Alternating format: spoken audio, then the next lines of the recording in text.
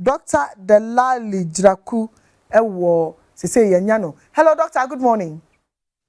Hello, good morning. Can you hear me now? It's awesome to hear from you, doctor. Oh, Thank you for great. joining us on the Max Morning Show this morning. I'm grateful to be here. It's my first time on the show. It's a pleasure. So, doctor, quickly, what are some of the common sicknesses and diseases that people who are involved in this Galamsey or illegal mining present? It's a myriad of things. Thank you very much, Joy, for this opportunity, and your listeners also. You know, when it comes to the issue of Galamsey, it's a lot of times we focus on the environmental degradation and how it affects the environment. And it's very refreshing that today we have an opportunity to discuss like the health issues that it brings up. By way of the health, you need to think about it in the way they go about their job, right? So first, you look at people. First of all, you have a lot of people who are not trained, who do not really have the skills to mine, doing what they can to try and extract gold from the soil, right?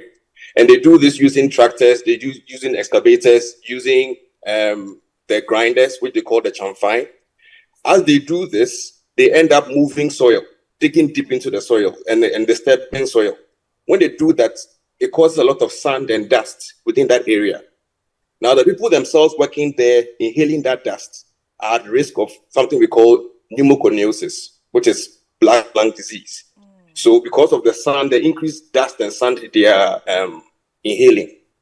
Now, they'll go on, after they've ground the rocks or to try and get the ore, to now try and get the gold from the ore that they've tried to achieve by washing it, trying to pan it, and all other methods. But most importantly, because they don't know what they are doing so well, they tend to use certain chemicals, like you mentioned earlier, mercury, cyanide, sulfuric acid, and other chemicals to try and extract the gold out of the ore. We call it leaching. And now when they start doing these things, then it makes the problem even more serious. Because like you mentioned, when it comes to the artisanal illegal mining or artisanal mining, the Galamsey we are talking about, we are looking at not just the dust that comes off, but heavy metals like the mercury, lead, cadmium, vanadium, all of these things come, other chemicals which are identified as mining pollutants like cyanide, and all of these things have detrimental effects to our health. Yeah. If you look at these heavy metals, they can cause neurologic diseases. When we're talking about neurologic disease, we're talking about people having difficulty, brain issues, especially when it comes to children, because children are most susceptible to this situation. And pregnant women, especially carrying fetuses, right? And we've had these scenarios where because of these heavy metals, we're having birth defects. We're having children born with birth defects. We're having stillbirths, children born dead. We are having increased rates of mortality in children. We are having an increased rate of cancer in children because of heavy metals that are going into their system. Adults are getting cardiovascular conditions. Hypertension is going up, anemia from lead, and we are getting skin problems from arsenic in the system. We are getting, there's so many issues. Even the oil and the petrol they are using to run the machines are producing sulfur dioxide, which eventually becomes sulfur dioxide, increasing the amount of asthma that people are getting. You are looking at carbon monoxide also being there, and that's also causing the respiratory problems. So if you talk about what problems are people engaging in Galamsey and the communities around them having, Joy, and also it's a lot of issues. You are looking at not even just the people who are engaging in the mining, but particularly the community around them. Because something like mercury, you see, the problem when it comes to Galamsey is that people I think a lot of times we make the conversation as though it's about the person involved in the Galamsey having health issues. But the truth of the matter is that by virtue of that act itself, the community around that person and even other communities very, very distant from where the Galamsey is being done are all going to be affected. Why do I say this? I mentioned earlier that one of the methods they are using is using mercury. What they use the mercury for is that they combine the mercury with the ore so that the mercury is able to bind to the gold. And then when that happens, they burn it in open air to release the gold and separate the mercury.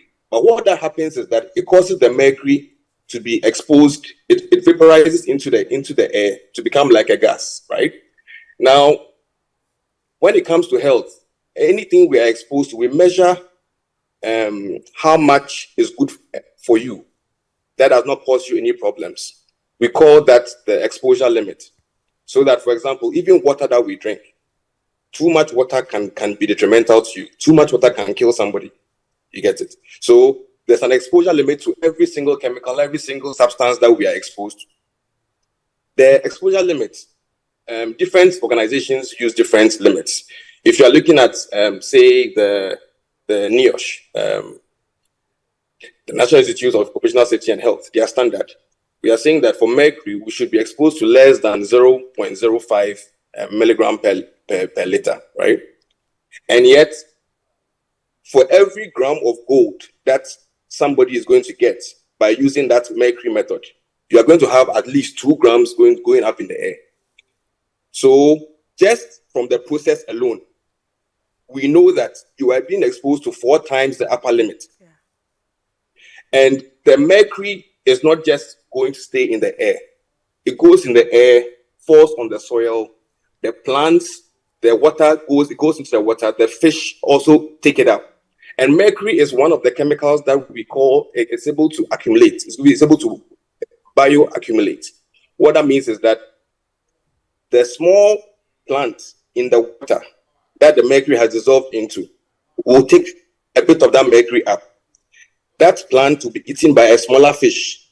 It will take that mercury up and increase the concentration in that fish. Another fish will come and eat that smaller fish. And the quantity of fish, already that fish is also absorbing the mercury in the environment of the water.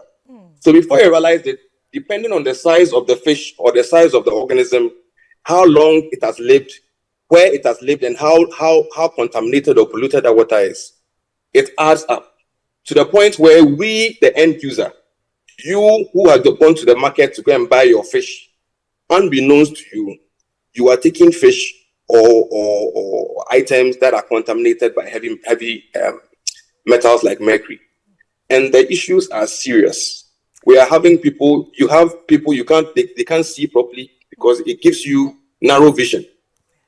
So it affects the cerebellum of people. So what that means is that you can't balance yourself when you're walking.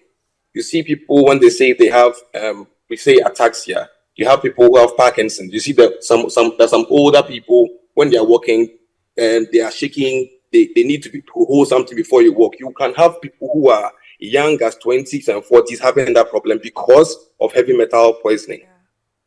You can have people having eye problems. You can have people having heart problems, congenital heart diseases. Yeah.